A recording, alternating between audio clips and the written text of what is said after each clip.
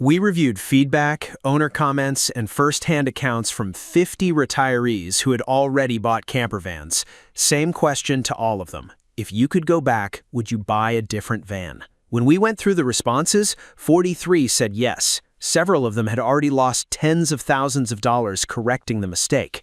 That number should terrify you if you're about to spend $80,000, $120,000, or more on the wrong van.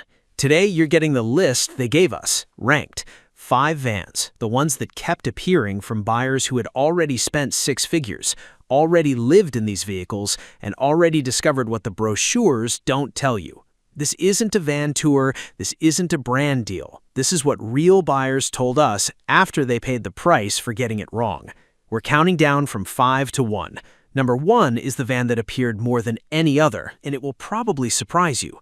Before we get into the list, here's the one thing almost every regret story had in common.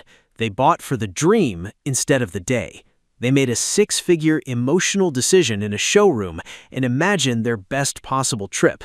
What they didn't imagine was getting into that rear bed at 2 a.m. with bad knees, or showering in a wet bath where your toilet is 6 inches from your face. That gap between what looks good and what lives good, that's what this list is about. Let's get into it. Number 5, Jayco Swift 20T. Nobody who appears on YouTube talks about this van, which is exactly why it kept showing up in our feedback. The Swift 20T has 2 twin beds that convert to a king. When both beds stay in twin configuration, each person has their own independent sleeping surface. No climbing over a partner at 3 a.m., no daily setup and teardown routine, no negotiating whose side is whose. That sounds simple. It is simple. That's the point. Here's a story that came up more than once in slightly different forms.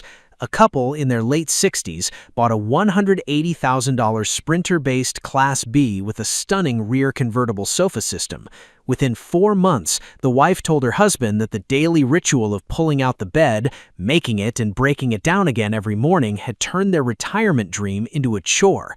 They sold the van after 11 months. She said, and this is a direct quote, "I didn't retire to make the bed twice a day." That couple ended up in a Swift 20T. Starting around $170,000 in 2026, it is not cheap, but many retirees we heard from felt that far more expensive vans, ones pushing $190,000 or $250,000, didn't deliver a meaningfully better daily experience. What the Swift 20T delivers that many pricier vans don't is something simple. It respects your body. The honest trade-off, Jayco doesn't carry the resale prestige of Airstream or Winnebago. If you're planning to sell in 3 years, factor that in. If you're planning to live in it for a decade, the resale conversation changes completely. Why it's number 5 and not higher? The bathroom. The Swift 20T's wet bath works, but it's compact. For buyers who ranked bathroom usability as their top non-negotiable, it wasn't enough. Number 4, Mercedes Marco Polo. This one is for the European buyers in the room, and if you're in the USA looking at this, understand that the Marco Polo operates in a completely different world than the Class B vans you're used to seeing. The Marco Polo sits on the Mercedes V-Class platform, not the Sprinter. It's sleeker, shorter, and genuinely feels like driving a premium executive car. Rear seats convert to a bed electronically. Pop-up roof adds sleeping space without adding permanent height. Swivel front seats, built-in wardrobe, gas hobs, vanity mirror integrated into the cabinetry. The attention to detail is real. Here's why European retirees keep wishing they'd bought it instead of what they did buy. The Marco Polo fits. It fits in village car parks. It fits on B roads in Wales and through the Dordogne. It fits into a normal parking space in Florence without requiring a spotter and 3-point turns. In the 2025 Owner Satisfaction Awards, over 3,500 responses, Mercedes ranked first for Best Used Base Vehicle with an 87.9% satisfaction score. If you're buying second-hand, which most European buyers are, that number matters. The retiree story here came from a British couple who bought a full-size Heimer on a Fiat Ducato chassis. Beautiful van. They drove it from the UK to Spain and back once. It spent the next 14 months parked on their driveway because the husband was too anxious to drive it through the French autoroute tolls. They sold it and bought a Marco Polo. His words, "I actually use it now." That's the whole point, isn't it? Why it's number 4 and not higher. Off-grid limitations. Water and battery reserves are modest for anyone planning extended boondocking. If you want to go truly independent for 4 or 5 days, the Marco Polo will frustrate you. Number 3, Thor Tellaro 20U. Nobody who appears on YouTube talks about this van, which is exactly why it kept showing up in our feedback. The Tellaro 20U has 2 midship baths, not a wet bath, a midship bath, meaning the bathroom sits between the living area and the sleeping area. You don't shower in the same space as your toilet. You don't stumble through the bedroom to reach it at 3 a.m. It functions like a bathroom in an actual home, which sounds like a low bar until you've spent a week in a wet bath and realize it isn't. That layout decision, where the bathroom sits in the floor plan, is the one thing you cannot fix after you buy. You can upgrade solar, you can add lithium batteries, you cannot move the bathroom. The regret story here came from a retired couple in their early 70s who bought a well-regarded Sprinter-based Class B specifically because it photographed beautifully and had strong reviews online. The wet bath worked fine in the showroom. After 6 weeks of full-time travel, the wife stopped showering in the van entirely and started using campsite facilities every day. She told us, "I spent $190,000 on a van I was too uncomfortable to actually use." They traded into a Tellaro. She showers in the van now. The Tellaro runs on a Fiat Ducato platform.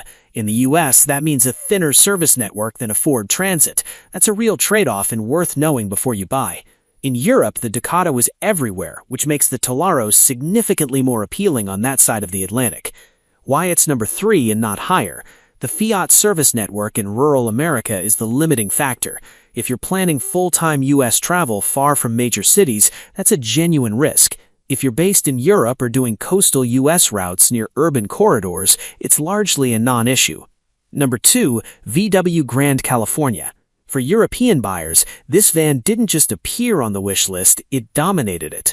In the 2025 Owner Satisfaction Awards, the largest annual campervan survey in the UK, with over 3,500 responses, Volkswagen took first place in the Best New Base Vehicle category with a 92.7% satisfaction score. Mercedes came in second at 90.5%, Ford third. That's not Volkswagen's marketing department. That's existing owners saying they'd do it again. Here's what the Grand California gets right that most vans get wrong. It solves the European problem completely. It's compact enough to park in a normal space. It has a fixed double bed. It has a working kitchen, electric hob, stainless sink, 70-liter fridge. It has a proper wet room with a toilet. And after the 2025 refresh, which addressed the one major complaint about the previous generation's mediocre infotainment, there's very little left to criticize. The Grand California's satisfaction numbers are high because of what didn't go wrong, not what went spectacularly right. Owners aren't raving about it. They're just still using it 3 years later, which in the campervan world is high praise. The regret story here is the flip side. A Dutch couple in their early 70s bought a large Heimer because they wanted proper motorhome space. They used it 6 times in 2 years. The step-in height was too high after his number's husband's knee surgery. The width made certain campsite roads in the Netherlands nerve-wracking. They said, "We bought a home. What we needed was a vehicle." They now own a Grand California. They've taken it out 23 times in 12 months. Why it's number 2 and not number 1. The Grand California's off-grid capability is adequate, not exceptional. The water tank capacity leaves experienced boondockers wanting more, and the price for what is functionally a converted crafter is a premium purchase that requires honest justification. The controversial moment. Pre-number 1. Before we get to number 1, here's the van nobody wanted to talk about, but everyone kept bringing up. The Winnebago Revel. This needs to be said clearly, because the Revel has a genuine and passionate fan base. The Revel is not a bad van. It is a spectacularly mismarketed one. Here's the financial truth. 2023 Revels that originally sold for $215,000 to $225,000 are now listing used at $115,000 to $140,000 within 2 years. That's a 40 to 50% depreciation in 24 months. The coach warranty is 12 months and 24,000 miles, the lowest in its competitive class.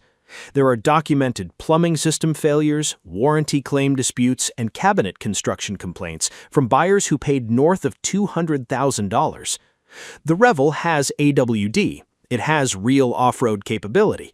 For a specific buyer, someone who genuinely intends to be off pavement multiple times per month in remote terrain, the Revel makes sense. That buyer is not most of the retirees who bought one.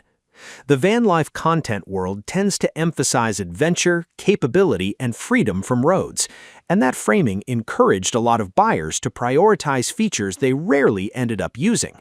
Many of them drove their Revels straight to full hookup RV parks in Arizona and Texas.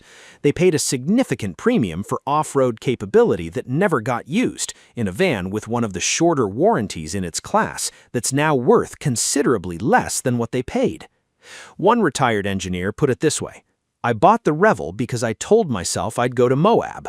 I've been to Moab twice in my life. I didn't need AWD. I needed a van that worked every Tuesday." The Revel isn't the wrong van for everyone. It is the wrong van for most of the people who buy it. Number 1. Winnebago EKKO. Number 1 wasn't the most luxurious van on the market. It wasn't the most expensive. It doesn't have a famous name that turns heads at a campsite. It won't get photographed and posted to Instagram by strangers who walk past it. But it appeared more than any other name in our feedback, by a significant margin. The van that appeared more than any other in the feedback we reviewed was the Winnebago EKKO. If you've spent any time in the prestige van content world on YouTube, your reaction right now might be, "Really? The EKKO?" Yes, the EKKO. Here's why it wins, one reason at a time. Service network. The EKKO runs on a Ford Transit chassis. There are Ford dealerships in nearly every mid-sized American city. If your Sprinter breaks down in rural New Mexico on a Saturday, you're likely waiting for a specialty tow and a Mercedes appointment, potentially for days. If your Transit breaks down in the same spot, your odds of finding nearby service within a reasonable time frame are significantly better. For retirees living full-time in their van, this is not a minor convenience. It is the difference between being stranded and being mobile. Water capacity. The EKKO carries 50 gallons of fresh water. The Pleasureway Plateau, which often transacts around $190,000 to $200,000 more than the EKKO, carries 24 gallons, half. If you're staying 3 or 4 nights between services, the tank size determines your freedom. The Plateau is a beautifully made van with a crippling water limitation. Power system. 445 watts of solar and 320 amp-hours of lithium. Standard, not an upgrade. Standard. You can run this van off-grid for multiple days without anxiety. Most vans at this price point are still charging you extra for that privilege. The story. A retired accountant from Colorado spent close to $200,000 on a Pleasureway Plateau. Beautiful van, excellent build quality. He loved it for the first 3 months. Then summer hit, and he tried to spend a week in the Colorado Rockies without hookups. He was at a dump station every 2 days. The water tank had him rationing showers. The solar wasn't enough to run the air conditioning independently. He sold it at a loss and bought an EKKO. His words, "The Plateau made me feel like a premium van owner. The EKKO makes me feel like someone who actually lives in a van. Those are not the same thing." The EKKO isn't perfect. The Transit chassis doesn't have the cachet of the Sprinter. The build finish isn't Airstream level. It sits on a Ford, and some buyers find that hard to stomach at its typical transaction price. But among the retirees we heard from, it generated fewer ownership regrets than anything in its class for full-time travel in the United States. That pattern appeared repeatedly in the feedback we reviewed. Practical buyer framework. Let me close the list with one decision framework, because knowing the winners doesn't help if you pick the wrong one for your situation. Planning full-time USA retirement travel? Start with the EKKO. If a separated bathroom is your non-negotiable and you're routing near urban corridors, the Thor Tellaro 20U. If fixed twin beds are the priority, the Jayco Swift 20T. Buying for seasonal or weekend use, not full-time? The Coachman Nova 20C has significant street discounts, sometimes $40,000 below MSRP, and works fine for buyers who aren't living in it daily. Test the wet bath before you commit. European buyer? Grand California if satisfaction ratings and factory integration justify the price. Marco Polo if drivability and city usability matter more than off-grid time. Still unsure if van life is for you? Rent one. 3 weeks. Shoulder season, not perfect weather. If you come home still excited, buy. If you come home relieved, you just saved yourself $150,000 and the most expensive regret of your retirement. Conclusion: the quotable close. After going through everything these 50 retirees told us, one conclusion became impossible to ignore. The happiest retirees didn't buy the most luxurious vans, they bought the least complicated ones. Not the flashiest, not the ones with the best brand story, not the ones with the most dramatic YouTube reveal, the ones that worked on an ordinary Tuesday, that let them sleep without setup, shower without anxiety, drive without fear of being stranded, and actually use their retirement instead of manage their vehicle. In retirement, simplicity beats prestige almost every time. The retirees who figured that out before they bought, they're still out there, parked somewhere quiet, not thinking about their van at all. That's the whole point. One question before you go. If you already own a campervan or motorhome, would you buy the same one again? Drop it in the comments, the model, the year, and one word: again or never. And if you're still in the research phase, tell us what's on your short list right now. Someone who's already lived in that van is probably watching this video. They'll tell you the truth, the dealer won't.